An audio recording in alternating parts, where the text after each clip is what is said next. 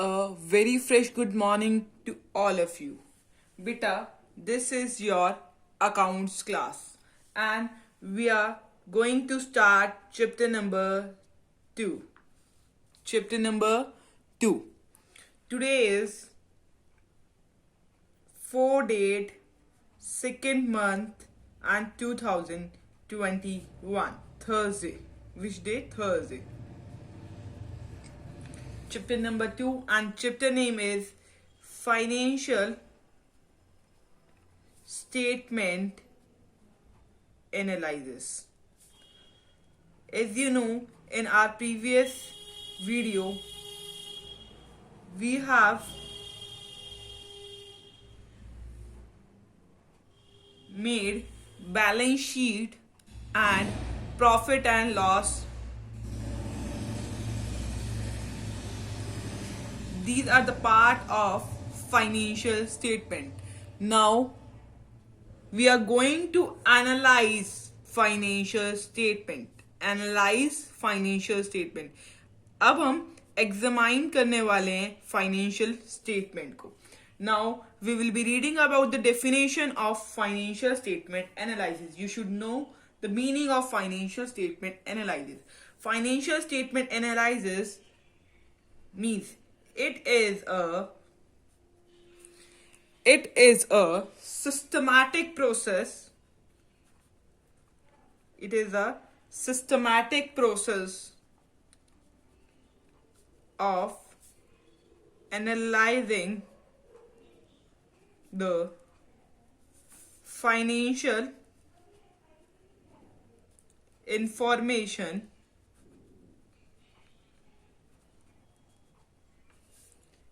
in the financial statement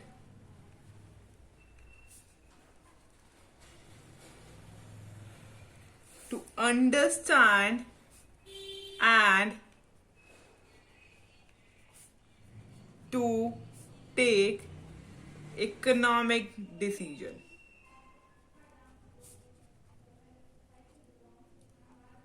So let's read out our definition once again. It is a systematic process of analyzing the financial information. ये एक systematic process है. इसमें हम क्या करते हैं? Analyze करते हैं. Analyze करते हैं. क्या analyze करते हैं? Financial information analyze करते हैं in financial statement. क्यों करते हैं? To understand and to take economic decision.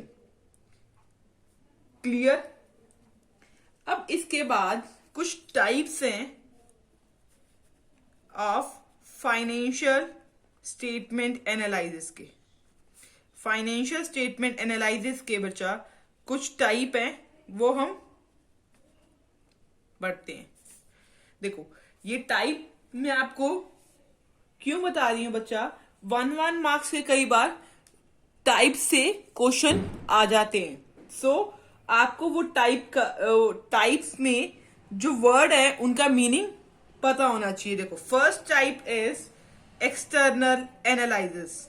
अब वर्ड से ही पता चल रहा है एक्सटर्नल एनालिसिस. एनालिसिस का मतलब एग्जामाइन करना, चेकिंग करना, एग्जामिनेशन करना, चेकिंग करना.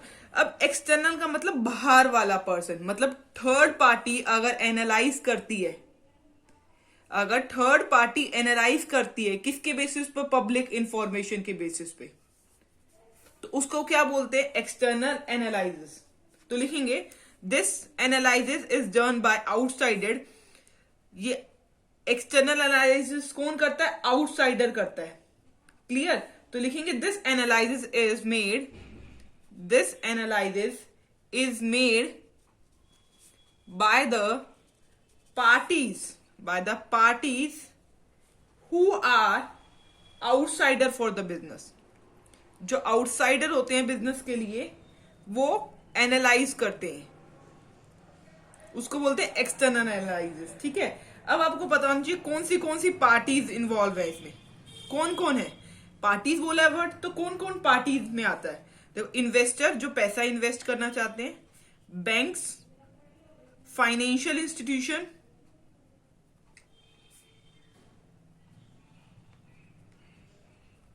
क्रेडिटर्स, रिसर्चर्स, ये कौन है?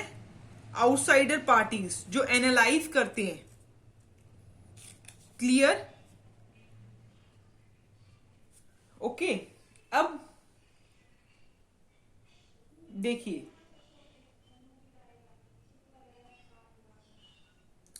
अब एनालाइज किस बेसिस पे करते हैं? ये आपको पता होना चाहिए। एनालाइज तो करते हैं, अब एनालाइज करने के लिए भी तो मेरे पास कुछ बेस होना चाहिए। तो analyse is based on almost entirely on published financial statement. जो पब्लिश्ड फाइनेंशियल स्टेटमेंट होती है, जो हम पब्लिश करते हैं बैलेंस शीट या प्रॉफिट एंड लॉस अकाउंट, उसके बेसिस पे ये एनालाइज करते हैं। ठीक है, एनालाइज मतलब चेकिंग करेंगे, एग्जामाइन करेंगे हमारे बुक्स ऑफ अकाउंट्स। किसके बेसिस पे करेंगे? पब्लिश फाइनेंशियल स्टेटमेंट, जो हम इंफॉर्मेशन पब्लिश करवाएंगे न्यूज़पेपर में, पब्लिश जहां भी पब्लिश करवाएंगे वहां से ये एनालाइज करते हैं इंफॉर्मेशन। इसको बोलते हैं external analysis. First point clear हुआ। अब सेकंड पॉइंट आता है इंटरनल एनालिसिस। अब इंटरनल का मतलब अंदर, अंदर का मतलब जो मेंबर्स है कंपनी के, वो एनालाइज करते हैं, तो उसको बोलते हैं इंटरनल एनालिसिस। क्लियर? तो लिखेंगे this analysis is made by the person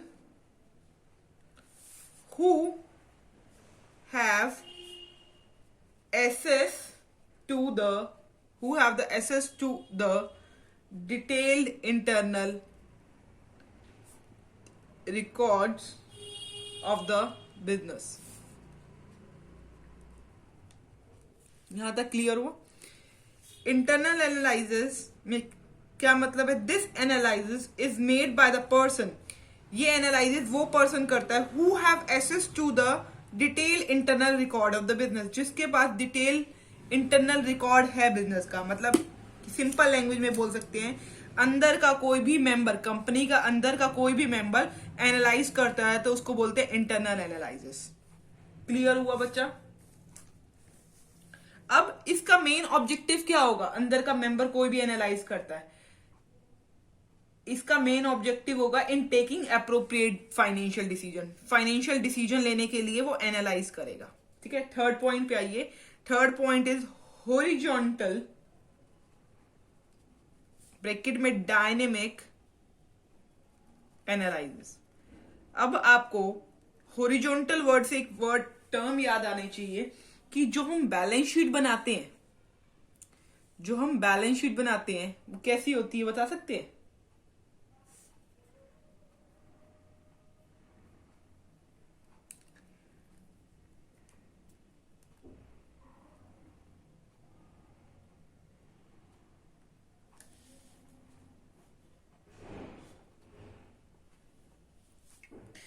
चलिए पहले ये पढ़ते हैं, उसके बाद बताती हूं मैं। हॉरिजॉन्टल एनालिसिस में हम फाइनेंशियल स्टेटमेंट की फिगर्स जो होंगी नंबर ऑफ ईयर के लिए रिव्यूड करेंगे और एनालाइज करेंगे। हॉरिजॉन्टल एनालिसिस में हम एनालाइज करते हैं फिगर फॉर 2 और मोर ईयर, 2 या 2 से ज्यादा ईयर की फिगर्स को हम एनालाइज करते हैं, उसको बोलते हैं हॉरिजॉन्टल एनालिसिस। ठीक है, तो क्या बोलेंगे? फिगर 4, जब फिगर्स जो होती हैं फिगर फॉर 2 और more year are contained in such type of analysis,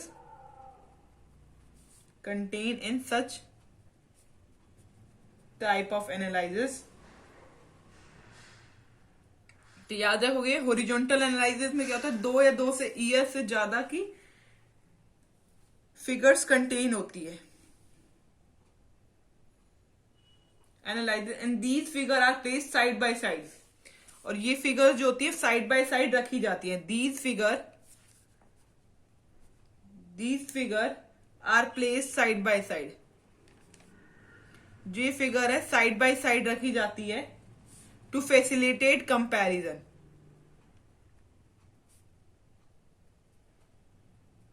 दो या दो से ईयर से ज्यादा की फिगर्स रखी जाती हैं और इनका कंपैरिजन करा जाता है। क्लियर? और इस एनालिसिस से, ये देखो ये जो एनालिसिस है, इससे क्या क्या पता चलता है? इस एनालिसिस से हमें इंक्रीज पता चलता है और डिक्रीज पता चलता है। किसमें? आइटम्स के बीच में, और परसेंटेज फॉर्म में भी पता चलता है। इंक्रीज डिक्रीज भी पता चलता है और परसेंटेज फॉर्म में भी चेंज पता चलता है आइटम्स में। क्लियर? यहां तक समझ आया? अब हम कंपैरिजन तो कर रहे हैं। कंपैरिजन किस किस के बेसिस पे, किस किस में कर रहे हैं? सेल्स में कंपैरिजन कर रहे हैं, सेल्स में कंपैरिजन कर रहे हैं, कॉस्ट ऑफ प्रोडक्शन में कंपैरिजन कर रहे हैं, प्रॉफिट में कंपैरिजन कर रहे हैं। ठीक है, इनमें कंपैरिजन कर रहे हैं। Clear? The data about sales, cost of production and profit are compared for 2 or more the year. 2 or more year का डाटा कंपेयर होता है यहां पर। ओके, कंपेयर होने से इससे हमें स्ट्रेंथ पता चलती है और वीकनेस पता चलती है। किसकी? Of the enterprises. Is it clear to you? यहां तक समझ आया? तो ये वाला एनालिसिस जो बेस्ड होता है वो ईयर टू ईयर होता है। This analysis is based two year. This analyze is based on the data from year to year, rather than 1 year। इसमें only 1 year का केस नहीं होता, ईयर टू ईयर का होता है। मोर देन 1 year बोला है ना मैंने यहाँ पर, तो ईयर टू ईयर होता है। इस वजह से इसको बोलते हैं डायनेमिक एनालिसिस। इसको डायनेमिक एनालिसिस क्यों बोला जाता है? क्योंकि इसमें एनालाइज करा जाता है। Analysis is based on data from year two year. अब देखिए, इसके बाद आइए हम हमारे 4th पॉइंट पे, विच इज वर्टिकल और स्टैटिक एनालिसिस। पिछले वाला हमारा था डायनेमिक एनालिसिस। डायनेमिक एनालिसिस वो इस वजह से था क्योंकि उसमें डाटा जो था वो एनालाइज करा जाता ईयर टू ईयर। हर एक ईयर में हम डाटा एनालाइज करते थे, rather than only on 1 year। एक ईयर पे कंपेयर नहीं करते, ईयर टू ईयर कंपैरिजन होता था, इस वजह से डायनेमिक। अब इसमें स्टैटिक एनालिसिस कहा गया। स्टैटिक एनालिसिस इस वजह से कहा गया है क्योंकि इसमें डाटा एनालाइज तो होगा सिर्फ सिंगल ईयर का। जो डाटा एनालाइज होगा उसमें मोर देन 1 year का था ना, उसमें क्या था? डाटा एनालाइज तो होगा एक या एक से ज्यादा ईयर का एनालाइज होगा। ठीक है, अब इसमें डाटा एनालाइज तो हम करेंगे, सिंगल ईयर का डाटा एनालाइज करेंगे, सिंगल ईयर का डाटा एनालाइज करेंगे। क्लियर हुआ यहां पर? जैसे अब देखो, अगर बैलेंस शीट और statement of profit and loss, balance sheet and statement of profit and loss को एनालाइज करेंगे। बैलेंस शीट और statement of profit and loss को एनालाइज करना है। ठीक है, इसको क्या करेंगे? सिंगल ईयर के लिए एनालाइज करेंगे, एक ही ईयर के लिए। क्लियर? एक ही ईयर के लिए एनालाइज करेंगे, इसको बोलेंगे वर्टिकल और स्टैटिक एनालिसिस। वर्टिकल और स्टैटिक एनालिसिस बोलेंगे। ठीक है, जब हम सिंगल ईयर के लिए डाटा एनालाइज करेंगे। ठीक है, ओके। अब देखिए, इसको बोला जाता है कॉमन साइज स्टेटमेंट। एक कॉमन साइज स्टेटमेंट का पूरा चैप्टर है, मैं आपको पूरा चैप्टर पढ़ाऊंगी। इसको बोलते हैं क्या? इसको बोलते हैं कॉमन साइज स्टेटमेंट। क्या बोलते हैं? Common size statement. अब इसको थोड़ा सा समझ लो, कॉमन साइज स्टेटमेंट में होता क्या है। कॉमन साइज स्टेटमेंट में हम जो हमारी फाइनेंशियल स्टेटमेंट्स होती हैं, बैलेंस शीट वगैरह जो होगी, फाइनेंशियल स्टेटमेंट जो होती है वो एक्सप्रेस्ड होती है as percentage to total, and the total is equivalent to, and the total is taken as equivalent to 100।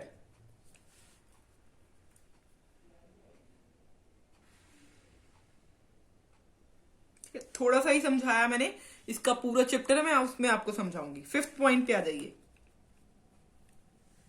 Fifth point में मैं टर्म समझा रही हूं, ये देखो, इंटरफर्म एनालिसिस, इंटरफर्म एनालिसिस, और सिक्स टर्म है इसमें ही इंट्राफर्म एनालिसिस। इंट्राफर्म एनालिसिस, एक है इंटरफर्म एनालिसिस और एक है इंट्राफर्म एनालिसिस। देखो, इंटर और इंट्रा, ये दो टर्म है, इसको ध्यान से समझो, ठीक है। देखो, इंटरफर्म एनालिसिस क्या होता है। इंटरफर्म एनालिसिस, जब वो इंटरफर्म समझ रहे हैं, inter-firm analysis is the analysis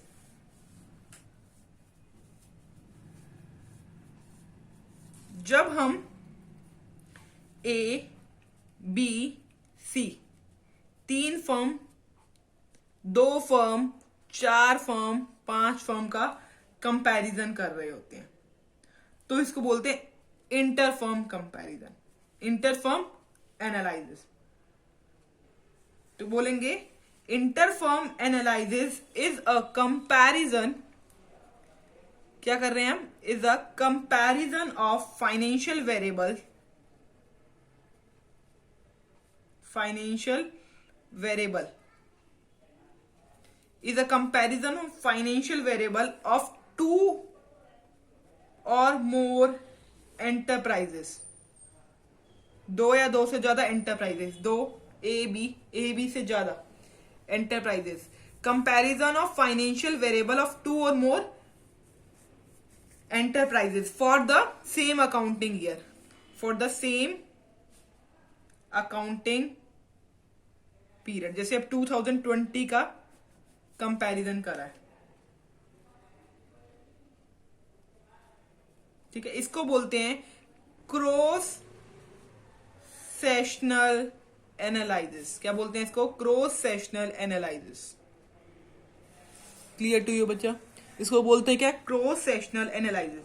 intra firm जब होता है, जब हम अपनी फर्म का कंपैरिजन कर रहे हैं दूसरी फर्म के साथ, ठीक है, उसको बोलते हैं इंटर फर्म एनालिसिस। अब देखो, अब यहां इंटर फर्म आता है, इंटर फर्म कंप्लीट हो गया, अब आता है हमारा इंट्रा फर्म। इंट्रा फर्म का मतलब जब हम अपनी कंपनी के अंदर कंपैरिजन करते हैं खुद का, जब हम अपनी कंपनी के अंदर कंपैरिजन करते हैं खुद का, ठीक है, उसको बोलते हैं इंट्रा फर्म। अब तो हम कंपैरिजन कर रहे थे दूसरों के साथ, अब हम अपनी फर्म का कंपैरिजन कर रहे थे इंटर में दूसरों के साथ, अब हम अपनी कंपनी का कंपैरिजन कर रहे हैं, अपनी कंपनी का कंपैरिजन कर रहे हैं खुद के साथ, अपनी कंपनी के अंदर कंपेयर कर रहे हैं खुद का कंपैरिजन, ठीक है। इसका मतलब क्या है, देखो, जब मैं ए फर्म ही हूं, मैं 2019, 20, 2018 एक फर्म जब कंपैरिजन कर रही है इन ईयर्स का, तो लिखेंगे intra firm analysis is a comparison of financial variable, is a comparison of financial variables of two और more enterprises, two or more enterprises for the same accounting period, same accounting period। अभी इस पे example मत समझिए, पहले ये समझिए क्या लिख रखा है। इंटर तो समझ आ गया, आप इंट्रा पे आ रहे हैं। Intra firm analysis is a comparison of financial variable of two और मोर अकाउंटिंग पीरियड,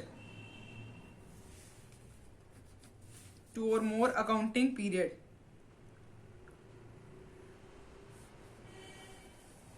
दोबारा से लिखते हैं।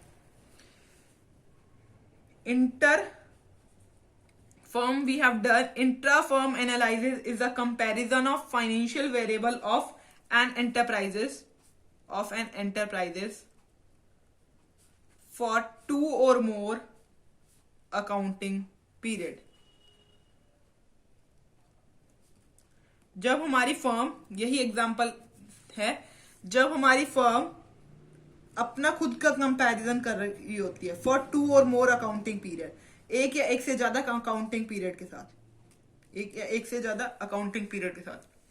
तो अब सिंपल वर्ड में समझिए, इंट्रा फर्म जब थी जब हम अपना कंपैरिजन दूसरों के साथ करते, इंटर फर्म जब थी जब हम अपना कंपैरिजन दूसरों के साथ करते, इंट्रा फर्म ये जब थी जब हम अपनी एंटरप्राइजेस का कंपैरिजन कर रहे होते हैं, खुद के साथ कंपैरिजन कर रहे होते हैं, मतलब खुद के अकाउंटिंग अलग अलग अकाउंटिंग ईयर से कंपेयर कर रहे होते हैं खुद को। तो इसका दूसरा वर्ड क्या आता है, इसको बोलते क्या है? इसको बोलते हैं time series analysis. Time series analysis क्या बोलते हैं? टाइम सीरीज एनालिसिस और trend analysis. Time series analysis और ट्रेंड एनालिसिस, ठीक है। इसको क्या बोलते थे? इसका क्या वर्ड था? Cross sectional analysis. तो इंटर फर्म एनालिसिस का दूसरा नाम क्रॉस सेक्शनल एनालिसिस, ठीक है। अब इंट्रा फर्म का दूसरा नाम टाइम सीरीज एनालिसिस और ट्रेंड एनालिसिस। क्या होता है? टाइम सीरीज एनालिसिस और ट्रेंड एनालिसिस। आज मैं आपको बताती हूँ हमने क्या क्या पढ़ा और हम कल की वीडियो में क्या पढ़ने वाले हैं। कल की वीडियो में हम objective purpose of financial analysis, financial analysis के अब क्या पर्पस है और इंपॉर्टेंस ऑफ फाइनेंशियल एनालिसिस, किसके लिए इंपॉर्टेंस है और क्या लिमिटेशंस है फाइनेंशियल एनालिसिस। इसके बाद जो इंपॉर्टेंट टॉपिक आता है हमारा वो होता है tools of financial statement analysis. Tools of financial statement analysis हमारा जो है इंपॉर्टेंट टॉपिक है। Tools of financial statement analysis में मैं आपको टूल्स समझाने वाली हूँ और एक एक टूल्स पे हमारे चैप्टर बेस है, वो चैप्टर हम स्टार्ट कर देंगे, ठीक है। ये आपकी बुक में पेज नंबर, आपकी बुक का हमने 2 पेज रीड आउट करे हैं आज। पेज नंबर 2.1 और 2.2 रीड आउट कर लिया आज, ठीक है। क्लियर? ये हमने रीड आउट कर लिया। एक टॉपिक जो है आपकी बुक में डिस्टिंग्विश बिटवीन हॉरिजॉन्टल एनालिसिस और वर्टिकल एनालिसिस दे रखा है, वो आज हम वो भी कंप्लीट कर लेते हैं, ठीक है। इसके बाद हम ऑब्जेक्टिव पर्पस और फाइनेंशियल एनालिसिस वगैरह नेक्स्ट वीडियो में करेंगे, ठीक है। अब आप बेसिस बना लीजिए और यहाँ हॉरिजॉन्टल एनालिसिस लिख लीजिए। ये मैं आपको इस वजह से करवा रही हूं कि आपको ये पता चल जाएगा कि हॉरिजॉन्टल एनालिसिस और वर्टिकल एनालिसिस में क्या डिफरेंस है, ठीक है। फर्स्ट बेसिस देखो, पीरियड। अब हॉरिजॉन्टल एनालिसिस पहले सिंपल से पढ़ लेते हैं। हॉरिजॉन्टल एनालिसिस में आपने क्या पढ़ा था और वर्टिकल एनालिसिस में क्या पढ़ा था? हॉरिजॉन्टल एनालिसिस में हमने ये पढ़ा था कि इसमें हम क्या एक से ज्यादा ईयर का कंपैरिजन करते हैं, इसमें हम सिंगल ईयर में का कंपैरिजन करते हैं, ठीक है। तो लिखेंगे it requires financial statement of, it requires financial statement of 2 or more accounting period, financial statement of 2 or more accounting period। इसमें it require financial statement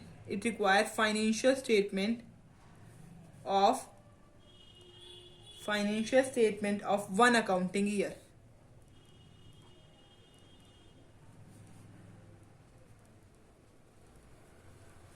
इसमें हम फाइनेंशियल स्टेटमेंट, हमें रिक्वायरमेंट किसकी होती है? It require financial statement of one accounting year, एक accounting year की ही financial statement की रिक्वायरमेंट होती है। इसमें financial statement, it require financial statement of 2 और मोर अकाउंटिंग ईयर। ठीक है, अब आइटम्स, सेकेंड पॉइंट्स जो है इसमें item, first second items, it involve the study of same item, it involve a study of same item of different period, different period की same items को study करता है। देखो जैसे कि डिफरेंट पीरियड 2019, 2020, 2021 जैसे डिफरेंट पीरियड्स हैं, इसकी सेम आइटम को स्टडी करेगा, सेल्स को स्टडी करेगा तीनों ईयर में। ठीक है, अब इसमें it involves a study of different item, a study of different items of same period। अब सेम पीरियड मीन्स जैसे 2021 की में डिफरेंट आइटम, सेल्स के बारे में, प्रॉफिट के बारे में, कॉस्ट ऑफ प्रोडक्ट के बारे में, इन सारी आइटम्स को स्टडी करेगा, बट सेम पीरियड की, इसमें डिफरेंट पीरियड की सेम आइटम को कंपेयर करेगा। ठीक है, हमें इसमें फाइनेंशियल स्टेटमेंट एक ईयर की चाहिए, इसमें मोर देन 1 ईयर के लिए चाहिए, 2 और मोर ईयर के लिए। अब third point is information. Third point क्या है? इंफॉर्मेशन। इसमें आएगा it provide information, it provide information in absolute, absolute मतलब एग्जैक्ट फिगर में बताता है, एंड परसेंटेज फॉर्म, इसमें हमें परसेंटेज फॉर्म में मिलती है इंफॉर्मेशन, और एब्सोल्यूट फिगर में मिलती है। इसमें हमें कैसे मिलती है? It provide information, it provide information in percentage form, हमें इसमें परसेंटेज फॉर्म में मिलती है। ओके, यहां तक क्लियर हुआ? इसके बाद लास्ट पॉइंट जो है मेथड, ये अच्छे से समझना। देखो, this analysis can be done by, this analysis can be done by preparing comparative balance sheet, and comparative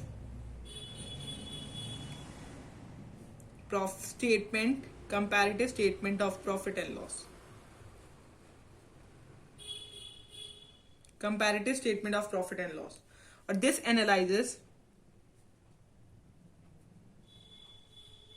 can be done by preparing common size balance sheet and common size statement of profit and loss. ठीक है, इसमें हम analysis किसका करते हैं? Bye preparing comparative balance sheet बनाते हैं, और इसमें हम बनाते हैं comparative statement of profit and loss. इसमें हम क्या करते हैं? कॉमन साइज स्टेटमेंट बनाते हैं और common size statement of profit and loss बनाते हैं। क्लियर हुआ? ये हमने 4 पॉइंट पढ़े हैं। ठीक है, ये था हॉरिजॉन्टल एनालिसिस और ये था वर्टिकल एनालिसिस। हॉरिजॉन्टल एनालिसिस में हमने पीरियड पढ़ा पहले, उसके बाद मैंने पढ़ा आइटम, उसके बाद third information, and fourth one is method. अगर आपको इसमें कोई भी डाउट हो तो आप मेरे से क्लैरिफाई कर सकते हैं। ठीक है, आज मैंने पेज नंबर 2.1 और 2.2 करवा दिए। अब आपका आज का होमवर्क है कि आप ये रीड आउट करोगे और इसमें से, इस टॉपिक में से 3 क्वेश्चंस निकालोगे और अपनी नोटबुक में राइट डाउन करोगे। अच्छा बच्चा, अगर आपको कोई भी डाउट हो then you can clarify from me. ठीक है, आज हमने फाइनेंशियल स्टेटमेंट एनालिसिस किसे कहते हैं और types of financial statement analysis पढ़ लिए। Okay, clear? थैंक यू बच्चे।